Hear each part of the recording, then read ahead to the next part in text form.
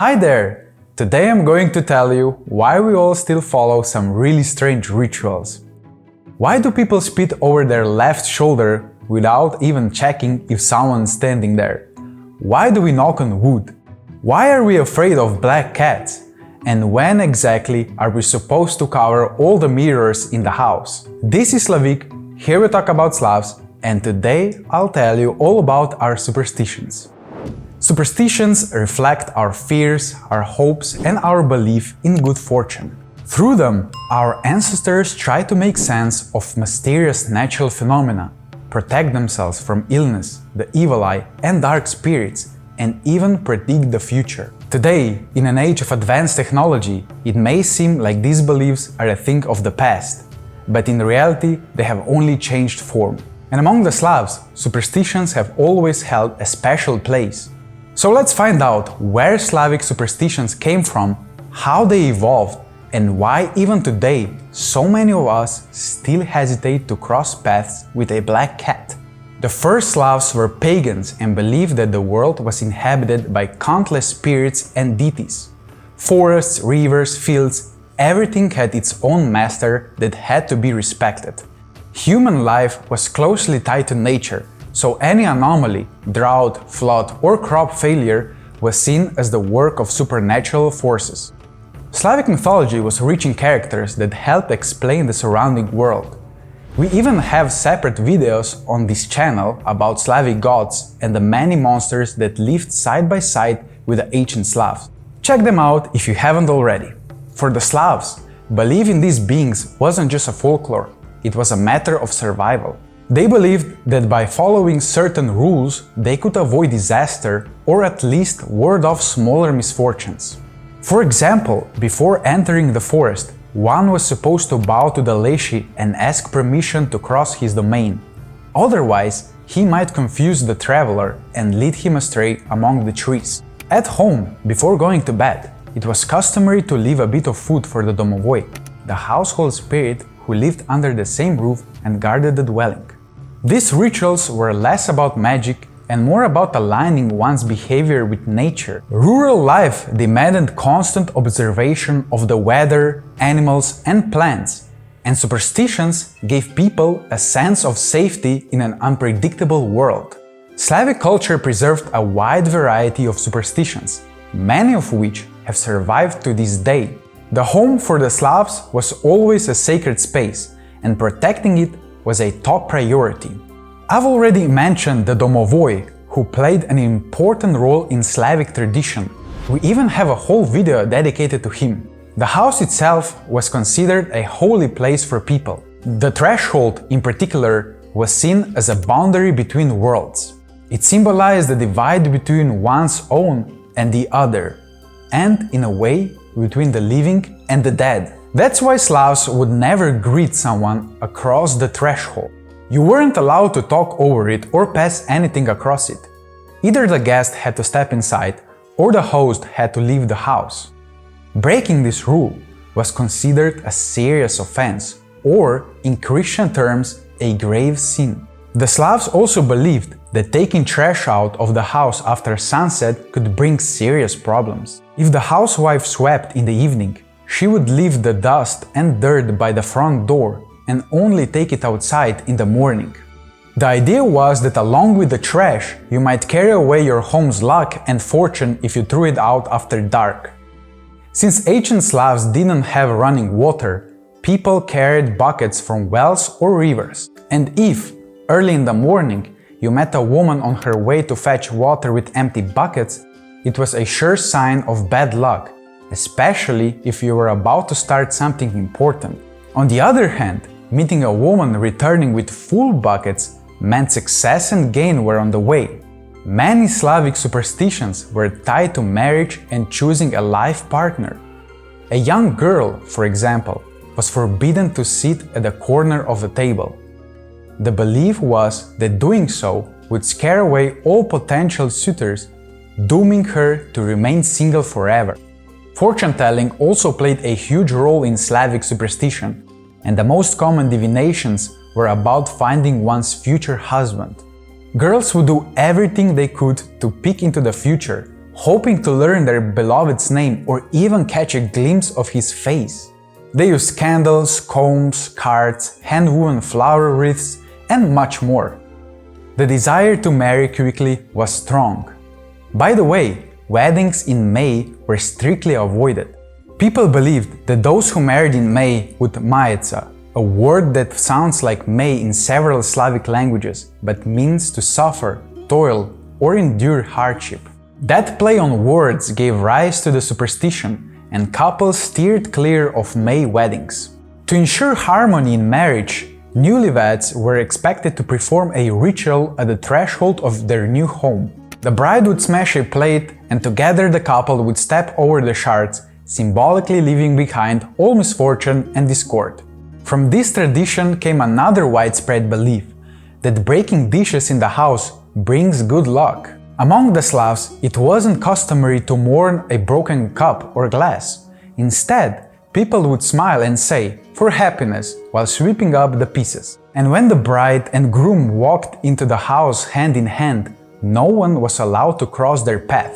Doing so was thought to strip the young couple of their luck in life. And of course, if it's not a person but a black cat that crosses your path, that's very bad. I would even say very, very, very bad. I have personally seen drivers slam on the brakes when a cat darted across the road. They just wait until another car passes through the cat's path before they'll move on. Another wedding-related superstition that has survived to this day is locking up the marriage. Right at the threshold of their new home, newlyweds would step over an unlocked padlock. As soon as they were inside, the lock would be closed and the key thrown away somewhere it could never be found, into a well, for example. This ritual symbolized leaving their free, open life behind. From then on, the husband and wife were believed to be inseparable. We can still see echoes of this tradition today. In many Slavic countries, couples hang logs to celebrate their wedding, usually on the railings of bridges. Slavs also had countless superstitions connected to children and pregnancy. Some of the most common ones: a pregnant woman must not cut her hair or dye it. Hair symbolized life energy, and during pregnancy, it was thought that interfering with it could disrupt the flow of energy from mother to child.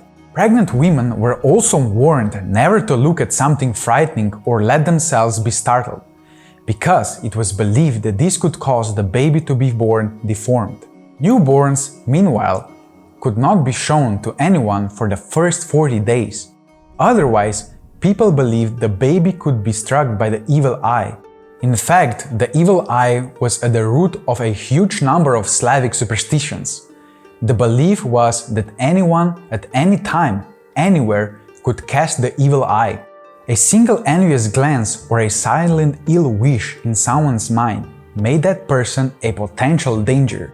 Any misfortune, illness, failure in business, loss of money, quarrels between husband and wife, a disobedient child, all of it could be explained as a result of the evil eye or a curse cast by envious people. To remove a curse, dozens of complicated rituals were developed. I won't go into all of them here, but let me give you one example so you get a sense of how it worked. Take 200 grams of salt. The instructions say it must be pure, so iodized salt probably won't work. Heat the salt in a pan, stirring it with a wooden spoon for 5 to 7 minutes. Imagine how the salt is absorbing all the negativity. Pour the hot salt into a ceramic bowl and place it under your bed for the night. In the morning, throw the salt into water, for example into a river, or bury it far away from your home. After the ritual, take a shower, imagining the water washing away any remaining negativity. It's said that this final step strengthens the cleansing effect. So now you at least have a basic idea of how to remove the evil eye. But the simplest way to avoid it is still the old classic: spit 3 times over your left shoulder or knock on wood. In Slavic mythology, wood was considered alive and able to protect against evil spirits. This tradition has survived to this day, although for some reason many people now knock on their own head instead of actual wood. I honestly don't get the logic, but I have seen people do exactly this. Like many other peoples, the Slavs had a mystical and respectful attitude toward death and funerals. Naturally, there were lots of superstitions tied to them. For example, in a house where someone had passed away, every mirror had to be covered with cloth. The belief was that mirrors could interfere with the soul's passage into the afterlife. Also, you couldn't keep all the doors and windows shut in such a house. Usually, the main door was left open and at least one window was cracked to let the soul leave freely for the other world. These rituals help families cope with their loss and symbolically guide the departed into the beyond. The Slavs had countless everyday superstitions that might seem pointless at first glance. For instance, whistling indoors was forbidden. People believed it would drive away wealth.